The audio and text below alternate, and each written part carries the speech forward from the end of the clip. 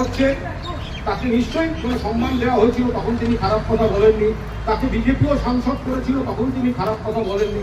কিন্তু নেতাজি সুভাষচন্দ্র বসুকে যে পরিমাণে অপমান তিনি করেছেন, তাকে শুধুমাত্র লোক দেখানো, ক্ষমা চাওয়া বা একটা এফআইআর করা নয়, তাকে গ্রেফতার করতে হবে, তাকে সাংসদ পদ খারিজ করতে হবে।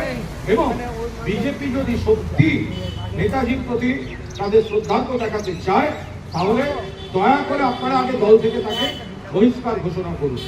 স্বাধীনতা দেশের, আমরা এখন খুব চাপে আছি, দেশ স্বাধীন, আমরা গর্বিত, স্বাধীন ভারতের আমরা নাগরিক।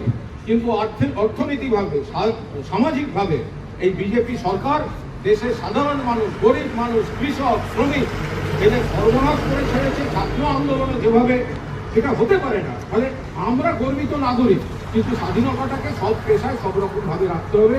আমরা সকলকে, দেশবাসীকে শুভেচ্ছা জানিয়ে, প্রণাম জানিয়ে, আমরা মমতা বন্দ্যোপাধ্যায়ের নেতৃত্বে সর্বভারতীয় তৃণমূল কংগ্রেস, এখানে যারা সবাই আছি বা ওখানেও যারা সবাই ছিলেন, একটা পরিবারের মতো লড়াই চালাচ্ছি। চলবে।